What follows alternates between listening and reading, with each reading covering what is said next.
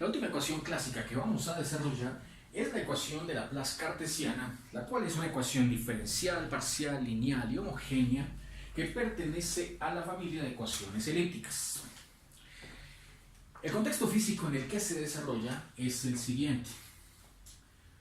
Suponga que la función solución u depende de las variables cartesianas x y y.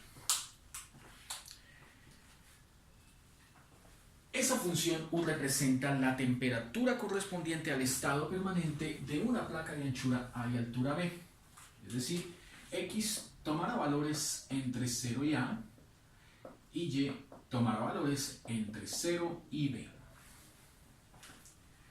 Esa placa se encuentra ligada a 4 condiciones de frontera, una por cada lateral. Comencemos entonces planteando para las laterales inferior y superior.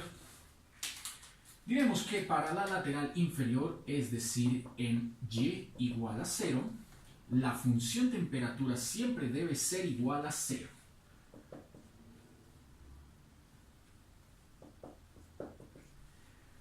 Es decir, x puede tomar cualquier valor entre 0 y a, y debe fijarse en 0 y u siempre va a ser igual a 0, temperatura fría.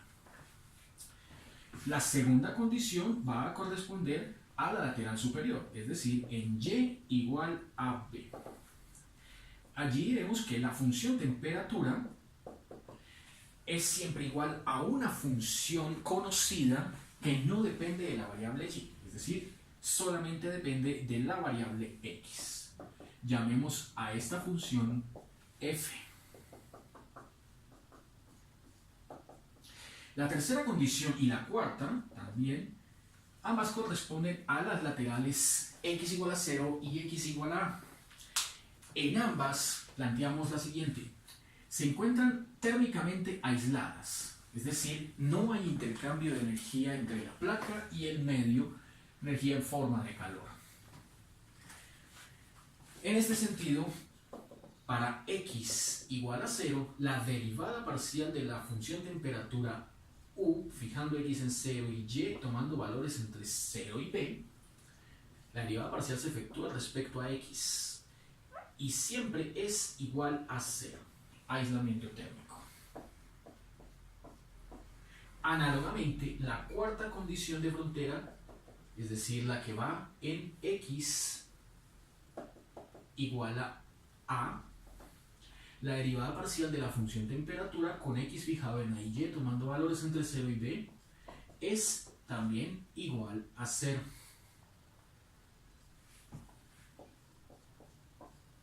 Bueno, procediendo de la misma manera que en videos anteriores, la idea aquí es considerar una hipótesis clásica que es la función solución u de xy puede interpretarse como el producto de dos funciones x mayúscula y y mayúscula independientes entre sí.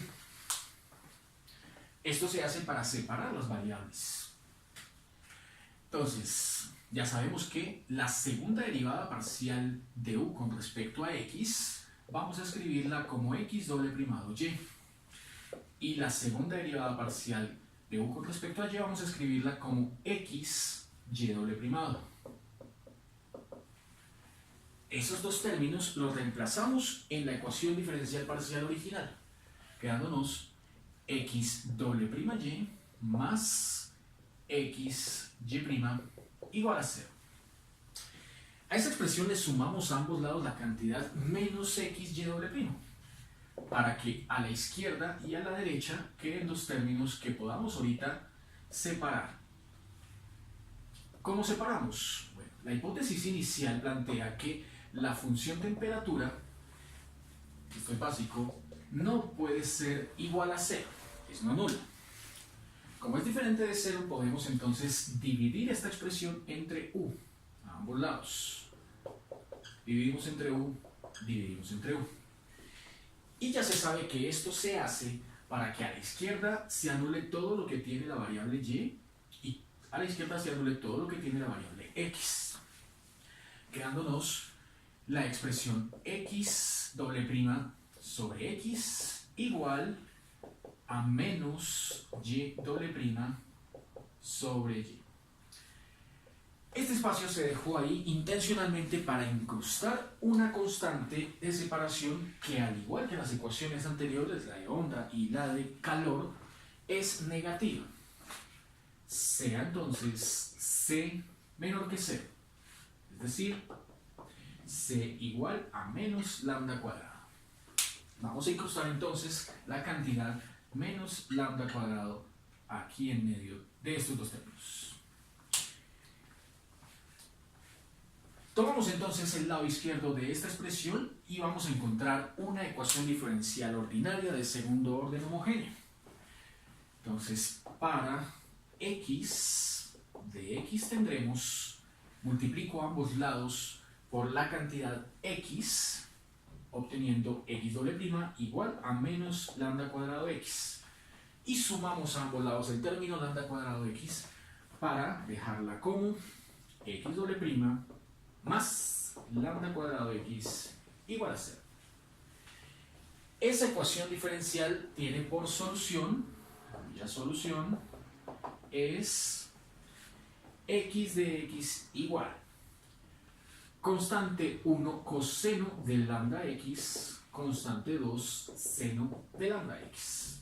Solución armónica. Y llamamos a esta ecuación resultante con la ecuación 1, con el numeral 1. Para la otra, entonces para y de y, vamos a considerar entonces el lado derecho de esta expresión.